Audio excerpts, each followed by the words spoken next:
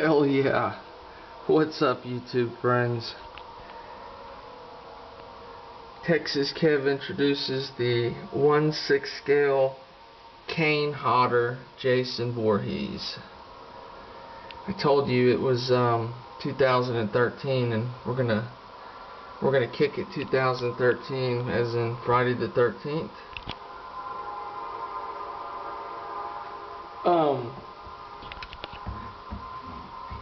Let's see, where do I start with this figure?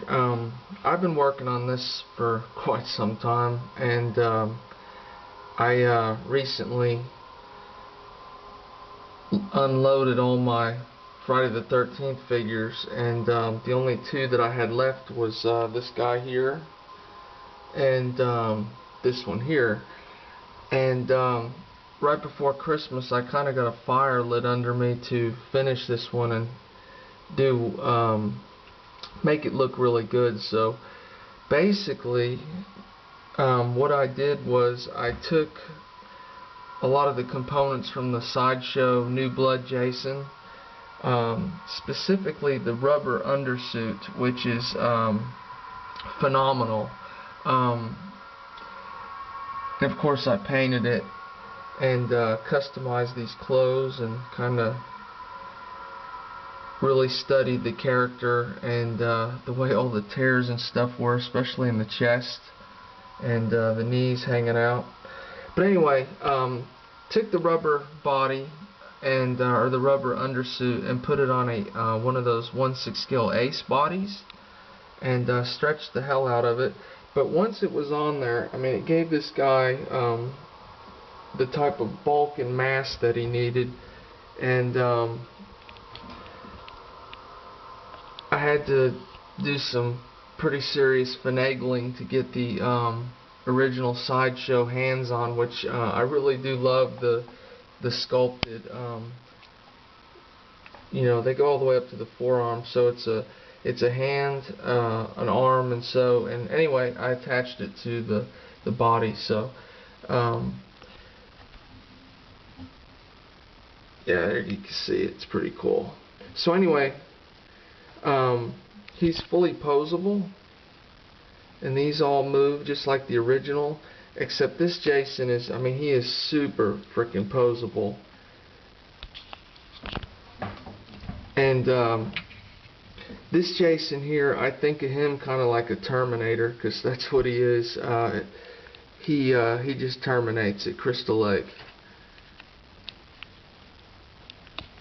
And you can see the way, because this is a superposable 1/6 body, you can see where the feet, you know, they kind of stand on the ground just perfectly well, which gives it just a complete kick-ass level of realism. There's the spine coming out the back. Poor Jason's just frickin' falling apart here. The face, or the head sculpt and all that, that is Sideshow as well, and all I did was go in and kind of thicken up the neck, and just the Sideshow sculpt wasn't too terribly bad, but the neck, man, it was just so narrow, and I had to kind of thicken it up. The mask, I super studied the mask and really looked at all the different weathering marks, and of course the motorboat blades where it chewed up the side of the mask. You can see the scratches on the nose and the mouth part. There's a lot of different colors in this mask. There's a lot of browns, a lot of grays, whites, not really whites, but a lot of different colors. And you can see that the chevron is painted on this mask.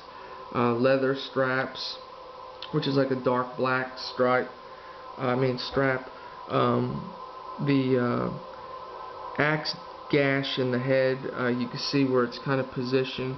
So I was working on a mask for this figure, and I am having some type of problem with resin, and when I started painting it, it's like the resin was doing something crazy to the paint. So I haven't figured it out, but I made a custom mask for this bitch and have not gotten to use it yet. So that's coming later. So anyway, I got really pissed off and went back to the sideshow mask. And the sideshow mask on this figure is not too terribly bad, but I went in and just kind of reworked it and completely painted it. Redid the straps a little, had to accommodate his big ass head. And you can see all the ribs under there. Man, I took that rubber suit and I hand painted every frickin' inch of it underneath. So I wanted this guy to look super real. And then of course, you know, that's one of my big things, is getting all these characters to, you know, stand up with one another and really be to scale with one another. And another interesting thing about Jason here now is he has a superposable neck, you know, on a ball joint. So you can see he's about as tall as Mr. Warlock there. But yeah, I love when he drops that head down.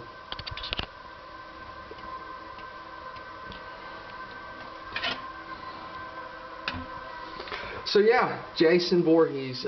This movie I saw in the movies when it first came out, and this is one of the first Friday the 13th movies that I actually saw on Friday the 13th. I was a teenager, and the movie theater was packed with teenagers, and everybody had a blast. And yeah, Jason was he was just he was a monster in this one. He was just an out of control zombie, and he was just tearing it up.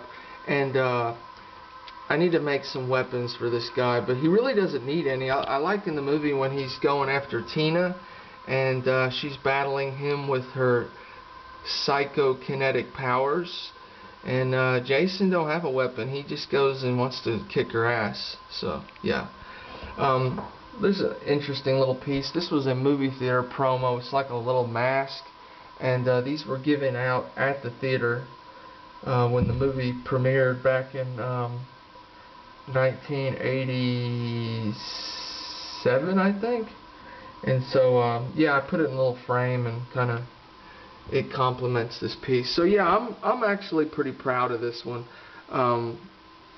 You know, the work here is just me, you know, trying to find a body that really suited the rubber undersuit, and once painted correctly, it's just not a bad thing, man. And it's not a full body sculpt, but it's definitely gets the point across. And there's my phone. So yeah, and got the real metal chain around his neck. In the movie, the chain kind of dropped about to the mid-chest, so got that going for him.